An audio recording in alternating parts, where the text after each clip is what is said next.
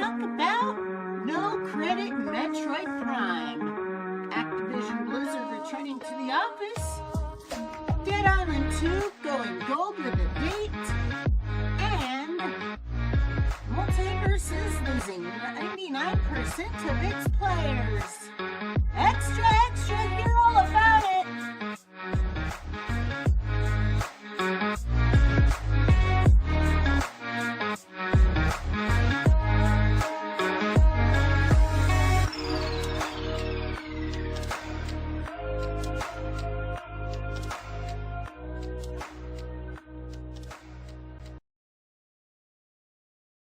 Hey guys, welcome to the podcast that's 5% funny, 300% dumb. I'm Matthew, and joining me is the Dean of Games. You can find him at the Dean Slater on all platforms.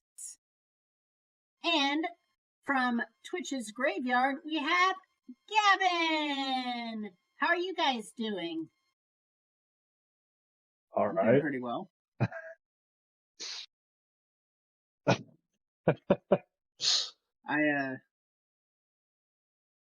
I was saying this before the podcast. I literally just got off work less than an hour ago, and we should have started earlier, but I just had to lay down and rest for a minute. I'm so sore. And I didn't work. No, he didn't, and he missed all the fun. And he missed all the fun, but I had some fun with him. Do you want to talk about that, Yeah, Gavin, or no? you laid a fucking trap for me. Fucking asshole. Yeah, I just sent, I just was taking photos of our coworkers, like, from around corners and stuff, and just sending them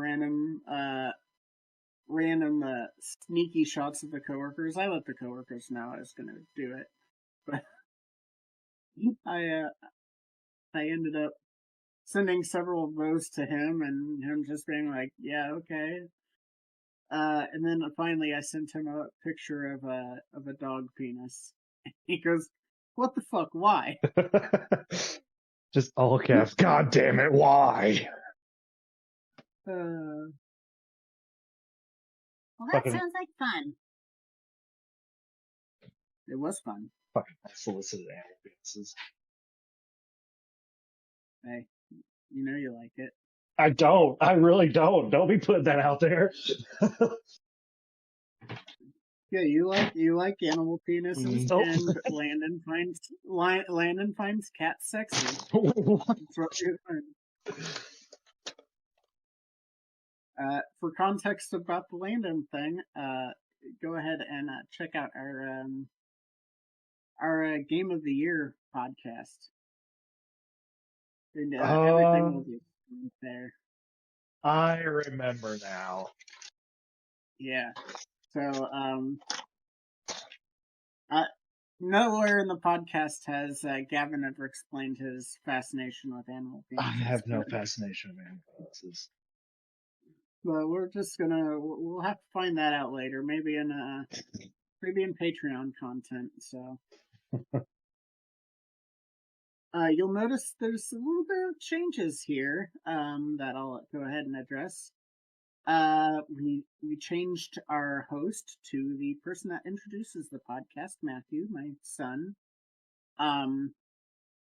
We were planning on making the switch at some point during our transition to video content, but we decided to do that because Landon's going to be taking a little bit of a break. We're not sure how long. It is a different situation than what with the James. It's permanent. He got fired. Break. What? I said it's permanent. He got fired. No. But he's got some big changes coming in his life, and he's got to focus on those and figure out the other stuff later. So, we decided to make that change so that me and Gavin can talk, and about the stories rather than me reading them. We'll have Matthew read them. Or rather, you talk, and I'd just be like, "That's interesting." Well, yeah. Anyway, you wanna take it away, Matthew? This is Extra, your weekly gaming news podcast covering the news leading up to Sunday, February 19th, 2023. And if you like us, you can go to patreon.com/thebriefing-room. Let's get to some news. Sorry, guys, that's on me. That clock is ringing on my end. It reached the top of the hour. People are gonna think fascinating. you're fancy because you have a clock that dings. Oh yeah, no. Before we start on the next story, at one point, my grandpa actually made clocks and stuff. Cool. And so, my parents were watching a documentary on the Vanderbilt mansion, and in the documentary, they're like, "Oh yeah, and the Vanderbilt mansion has such and such many clocks," and they go, "Is that a lot?" And they counted, and in their 1,100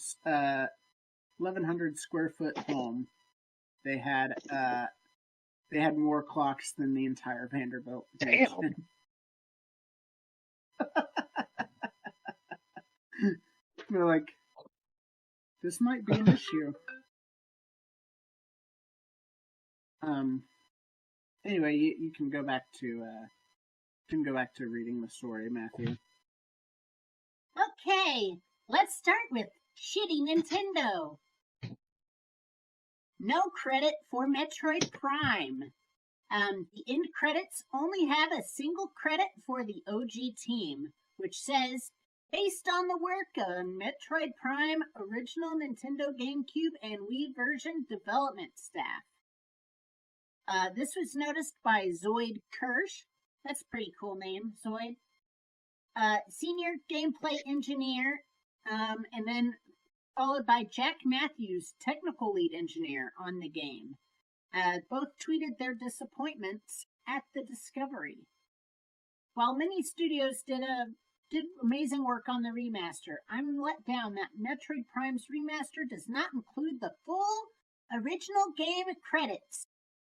I worked with so many amazing people on the game, and everyone's name should be included in the remaster, not just a single card like this. That was from Zoid. This is a travesty, not just for my credit, even though most of my code was probably replaced, but for people whose code was largely unchanged. Like Mark, some of the names got deleted. Mark, Steve, and all the upraised art and concepts, the game design, shameful. And that came from Jack. There are no enforceable regulations on accreditation for devs, leaving them at the mercy of corporate overlords. Catherine Neal, a veteran programmer in the industry, had this to say. Some gamers don't really realize how important this issue is for us. Professionally, many seem to think that it's about bruised egos or something. No.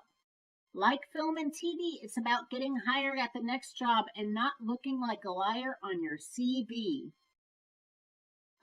People who wrote about this story is Kyle Campbell of USA Today, Grace Binfell of GameSpot, CC Zhang of Kotaku, Chris Scullion at BGC, Truman 2 at GameRant, Hiram Cryer at GamesRadar, Stephen Totillo at Axios, Liam Doolin at Nintendo Life, James Batchelor at GameIndustry.biz, and Matt Purslow at IGN.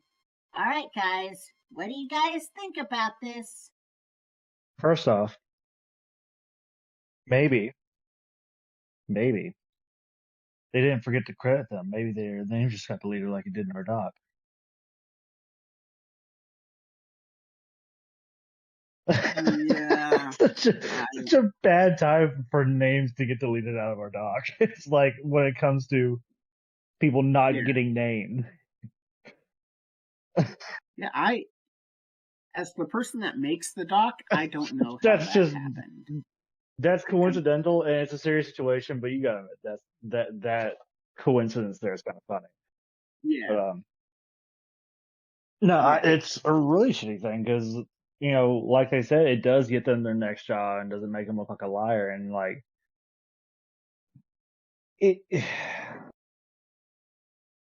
it's like to the extent of like when somebody creates something, they should get the credit for it. Like, I'm trying to think of a good example.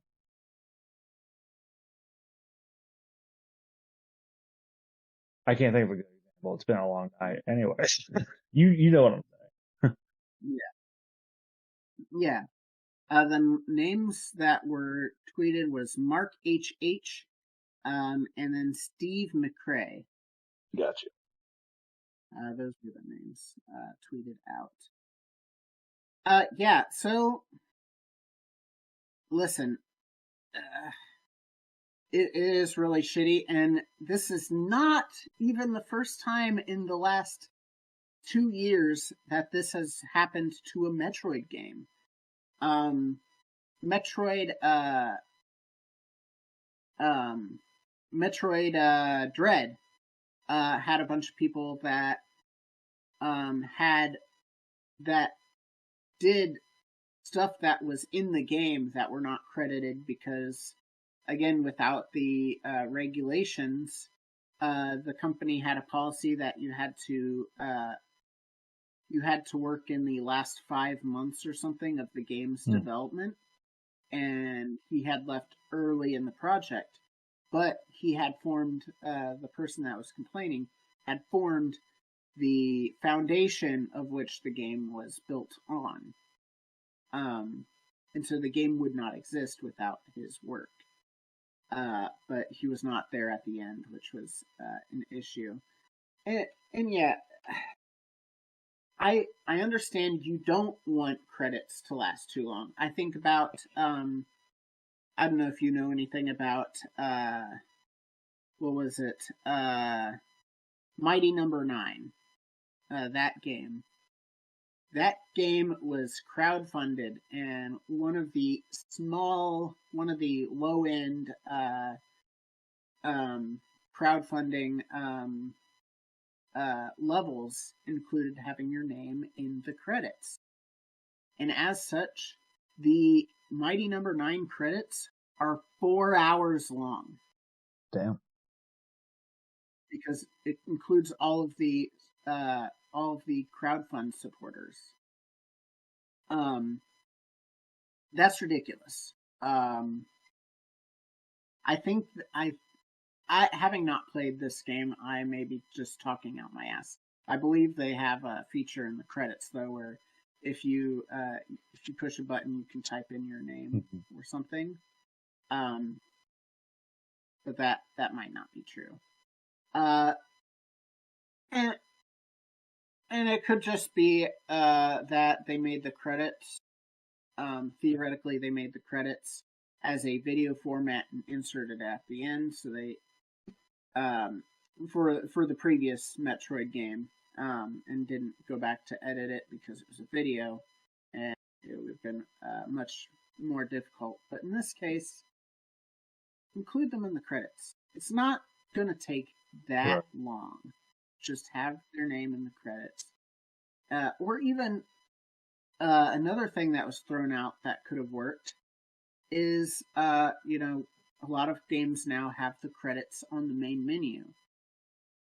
Have the credits on the main menu and have the option of looking at the GameCube version, the Wii version, or this version's credits. Mm-hmm.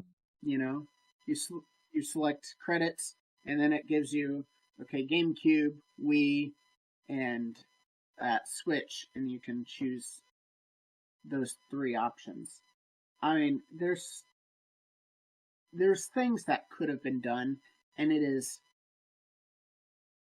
it is unacceptable that you aren't crediting people. It is unacceptable that games have proceeded as far as they have without regulation on credits. I've been listening to Pod Meets World, which is a podcast where 3 of the stars of Boy Meets World go back through and watch episodes of Boy Meets World, and then they interview co-stars and other people that were on sitcoms in the 90s and so forth. And they've also done writers and so forth. And yeah, obviously there's some people that are not credited, but there's regulations on that. If you have even one line in it, your name has to be credited. Now, if you're in the background and you don't say anything, you don't have to be credited. But even if you say one line, you have to be credited. One of the people that's credited for creating the show, April Kelly, she was only on for the first season. That show went 7 seasons. She was only part of the show for 1 season. But because she pitched the show, they have to put her name in the credits, regardless of how long she was on there. Like, I don't understand how video games have gone so far without having regulations like that. It seems like a no-brainer. But then again, corporate overlords probably fight against that kind of thing for whatever reason they see fit. It sucks. It does suck indeed, and the suck continues. Activision Blizzard office spaces. According to employees on social media and later confirmed by a spokesman of Activision Blizzard, full-time work from home is being abolished. In a thread by at least my hair is okay. That actually is a really clever handle. The majority of employees at Activision Blizzard have no interest in returning to the office, either full-time or part-time. This isn't to say that nobody sees the value in an office environment, but we've overall decided the risks do not outweigh those benefits. 2 to 4 months is not enough time for a company to shift this stance, even if they were willing. Assuming they are, it is not enough time for those who made the hard decision to move away to uproot and return. Dr. Hilarious PhD on Reddit said this: commuting is just not possible for some as they took the remote job under the ideals of working from home. They can no longer commute, and night shift cannot find transportation, public transportation they're talking about, at 3:30 in the morning.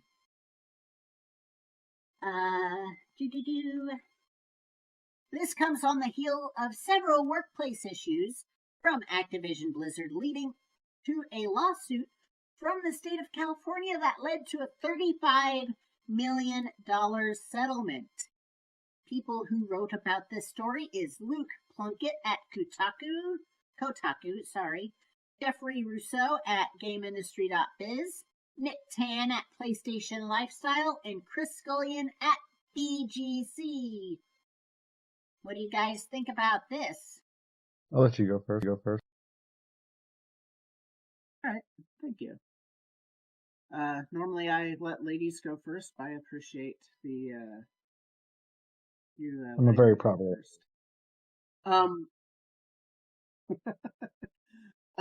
So, look, and at least my hair is okay had a great point where they said, that they see a value in office environment, and that value is communication. That's something that is lost when you're not in person, because you can't get the same information in the same time frame through a Discord or through text as you can in person.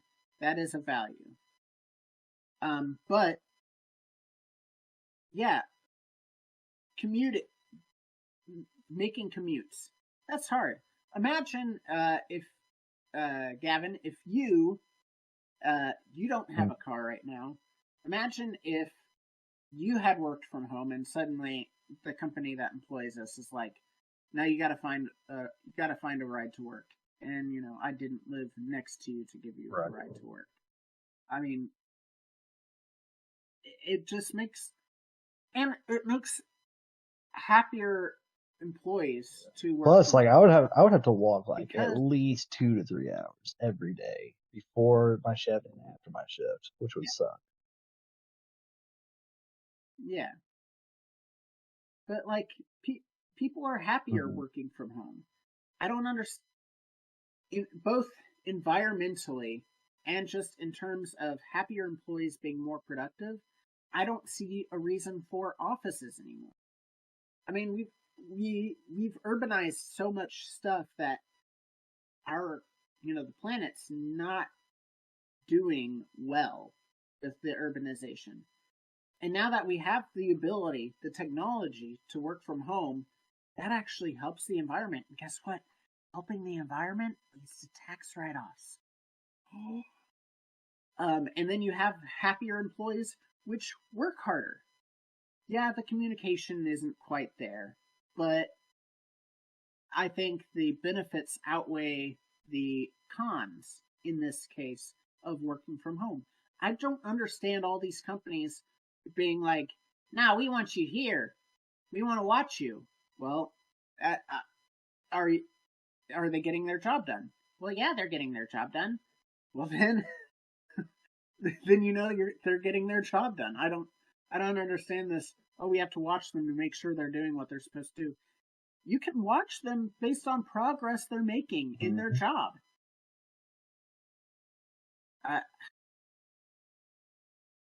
This podcast, especially when it comes to Activision Blizzard, I feel has turned so anti capitalism, which, I mean, I would say personally I am not a big fan of capitalism, but man, all of the Activision Blizzard stories over the past couple years has just been like, oh my god, just stop. Enough's enough. And this came after I made this doc, but the CEO of Activision Blizzard basically made a post talking made a speech or whatever talking about how little executives actually get paid compared to what employees think they get paid, and how this is actually a positive, and if you don't see it as a positive, you're part of the problem. And there's stories about like the executives being like, yeah, the head of Blizzard's right. Woo! Great speech. And all the employees are like, what the fuck is this? It's just, oh my god.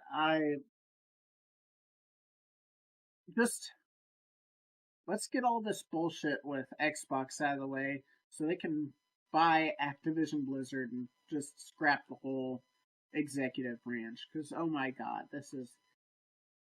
If I have to hear about Blizzard being shitty company anymore, I think I'm gonna lose it. I think I'm gonna go on a rampage.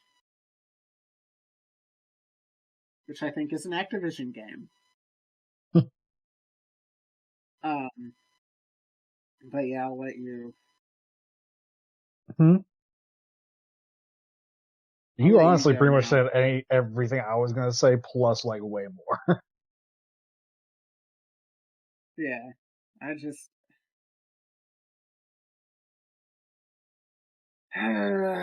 Man. Okay, Dead Island 2 is gold with a date. This game was first announced in 2014.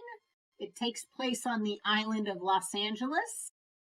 Originally developed by Jaeger before going to Sumo Digital and finally to Deep Silver Studio. It has gone gold, meaning the primary development is done and ready to ship, and it will release on April 21st as opposed to its April 28th date. People who wrote about the story is Tom Ivan at VGC, Joshua Woolens at PC Gamer, Jay Peters at The Verge, Kyle Campbell at USA Today, and Michael Leary at Yahoo. All right, guys, go at it with Dead Island. So with Dead Island 2, I would love to say that I'm super excited for it, but I'm really not. Yeah. Like, I played the first Dead Island, and I thoroughly enjoyed it. Up to a certain point, and then I just kind of got bored of doing the same kind of thing over and over and over and over again. Which is ironic coming from somebody who plays games where you do the same thing over and over and over and over again. But like, I don't know, it was just something about that game where it's like, whenever they did throw something new at you, it wasn't such a big thing that you couldn't just cheese it accidentally. Yeah. And I just stopped enjoying it. Yeah. And so, like, when it comes to Dead Island 2, I'm just not really all that into it. Like, in my opinion, there's so many better zombie type games out there than the Dead Island series. But I don't know. Maybe they'll do something different with Dead Island 2. Who knows? Yeah.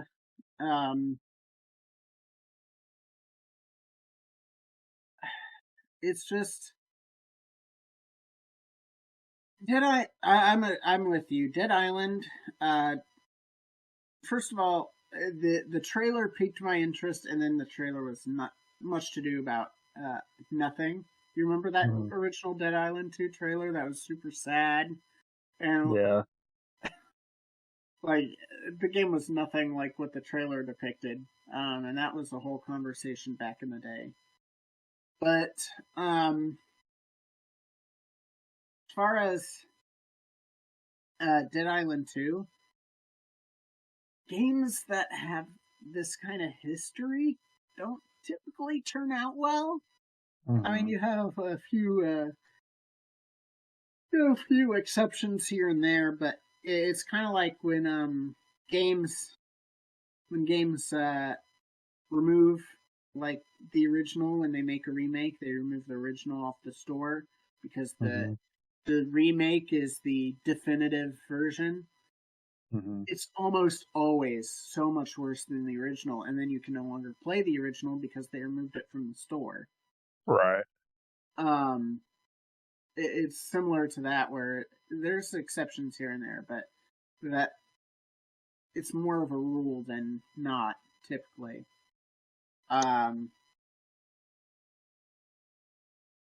Yeah, Dead Island 2 just does not interest me in the slightest. I'm glad it's going gold. I wish the game the best, but I mean, being passed from 3 different studios and being restarted over and over again, and what, 6, 8, it would be around 9 years of development. I'm just not interested. Also, another thing about that, Yeah. like, this is just personal complaint about Dead Island 2. The one thing I hated the fucking most about that game was about the first Dead Island is the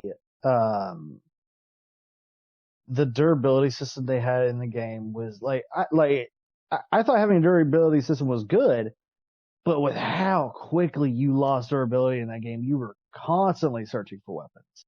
Constantly. Yeah. And they had a system in there as well that was fun, but also kind of shitty, where you could throw your weapon, which was nice until you lost the fucker. Because it just did not go exactly where you wanted it to go, and you just flung it across the room, and you're like, oh, well, it's gone forever now, because there's no way I'm going to be able to find that, because this game's dark as shit, and it doesn't highlight my personal shit. But, like, just, it was just, and, like, that's something that I don't see them changing, honestly.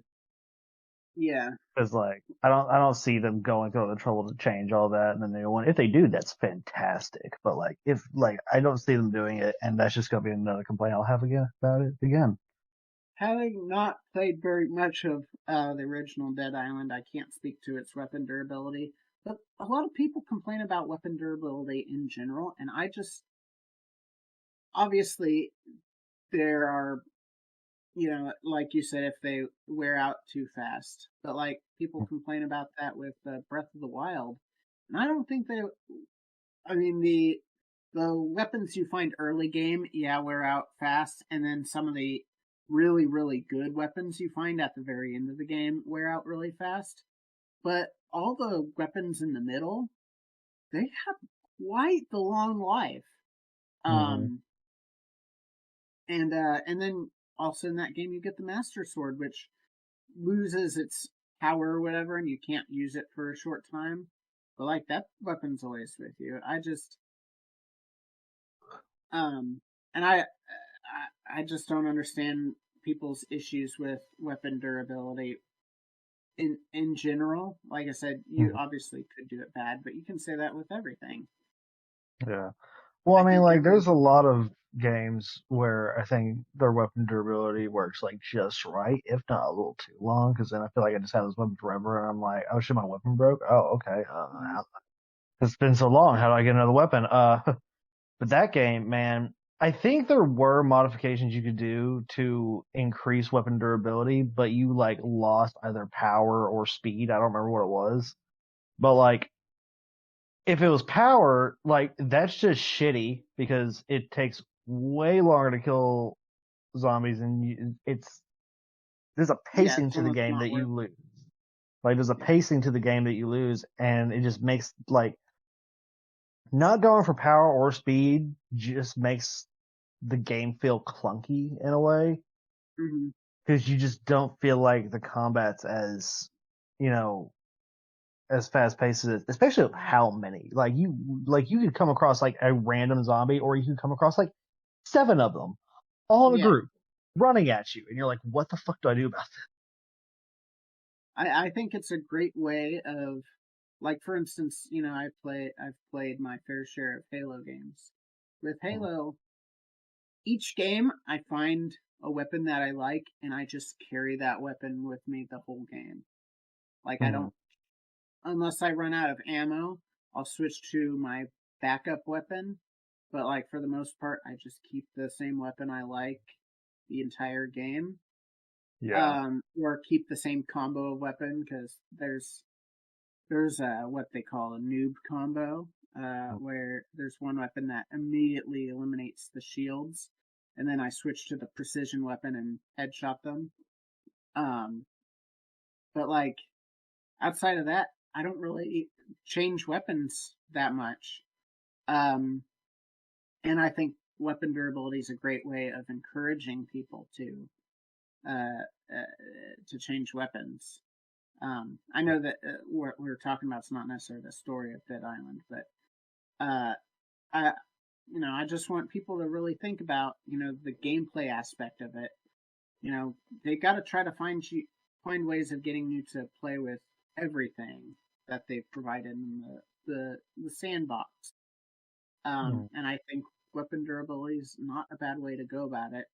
Obviously, there you can do it well and you can do it poorly, but I Yeah. think I don't think it's a bad way of going. So No, I don't think it's a bad way of going. I just yeah, personally think that other one did not do a good job, yeah, and that's fair. which and it kind of just ruined the experience. So, Yeah. So and I'm uh, hoping Dead Island 2 changes that. I really do. I personally won't be playing it yeah.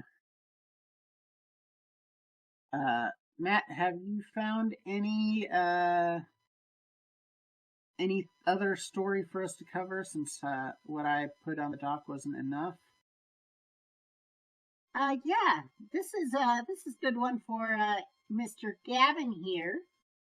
though. God, What? it's just I feel like this is about to be a targeted joke. I can like there's something in my gut.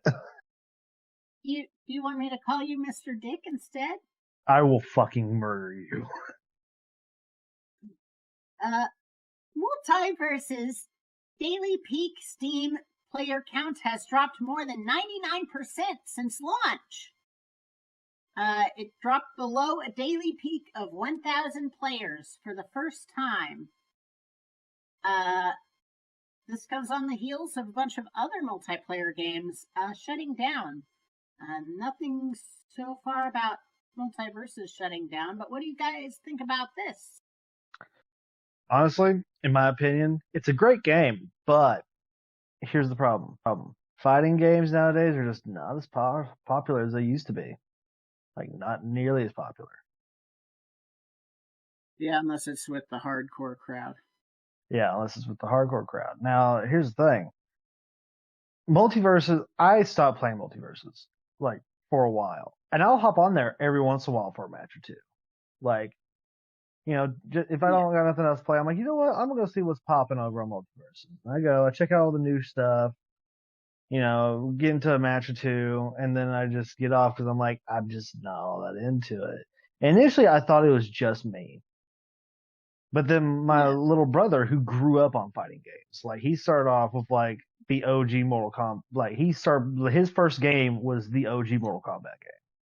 Yeah. And he's played every single Mortal Kombat game since then. And he's played every Injustice game since this came out. And he played Brawlhalla and, you know, Smash and all this other stuff. He was into fighting games. But he doesn't really play fighting games anymore because they don't pique his interest anymore. And I feel like that's probably the case with a lot of people, is that fighting games just aren't as cool as they used to be. Yeah. In my opinion. But it's still a great game. It's a great fighting game. I just think it's just the popularity of the genre that's the issue. Yeah, don't come for us, FGC. You know, he's just talking what he's seen. Everything nowadays is all squatted up multiplayers and shooters. Like, that's so do you think, big money makers now. With that being said, do you think that this new Street Fighter that's set to release this year is DOA? I don't think it's DOA. I think it'll probably be the same situation as Multiversus, where it pops off a lot for a while and then just kind of deteriorates over time. Yeah, I agree that I don't think the fighting game community is as big as it used to be. They're still big, but I think the other thing is the big three just dominate the space. I mean, you're talking Mortal Kombat, Street Fighter, and Tekken. Those big three, those are the ones you hear about, like, even outside of the fighting game community. Those are the ones you hear about. I mean, obviously you hear about Smash, but I think Smash is more, is less, you know, hardcore and more just, oh yeah, we have a Switch. It's a fun party game, you know? Yeah. Almost. Yeah, so I don't think the new will be I don't think it'll be dead on arrival. I think it's just the player base, the general player base, and the popularity of fighting games nowadays just isn't the same as it was, 10 years ago. Like, the fighting game scene hasn't died out, but it's kind of faded into the background at this point. Yeah. So, which is unfortunate, but that's just how it is. There's a cycle to things. Yeah. Everyone likes a good cycle. Yep, and I'm sure you and I will probably see the return, like the big return of, fighting games being popular again some point in our lifetime. Probably. It's just not now. People are like, ew, Fortnite, what's that? God. Right now, I already say that. Like, I still can't stand Fortnite. I just, not to drag this podcast out too long, because I know Matthew wants to end it, but I just heard a funny story that I have not heard. And so apparently at one point Walmart had struck a deal with Roblox. And so there was this whole big like Walmart stage made in the Roblox game. and the CCO of Walmart went on Roblox to like talk about some big plans regarding Walmart, and no one was there. So all you heard was him talking, and then like every now and then you'd hear like the in-game footsteps of someone walking by, but there was no one there. And that might be the funniest thing I've ever heard in my life. God, that makes me really disappointed in that company. For That's reasons. a real. Yeah, that. God. I obviously I don't hear the oof sound anymore because they had to take that out of the game due to copyright and stuff. But man, I hear Roblox sound effects all the time now because my two daughters play it. It's like, oh my God, play something good. There's so many good games. Like Roblox, like, I mean, give them their time. Like, I thought Roblox was cool as shit back in like grade school for about like a year. Well, I'm your kid, and I don't play Roblox. Oh, yeah. Okay, well, if you liked or even if you didn't like this podcast, make sure to do all of the things like hitting the like button and hitting the subscribe button and hitting the bell at the XofPlays on YouTube or giving it a high rating on whatever podcast service you use so you can find like-minded people. Be sure to tell people about the show. Word of mouth is the best way to help us grow. And I brought it up before, but on patreon.com/thebriefing-room, you can financially support the show and get cool rewards as well. That's all from us.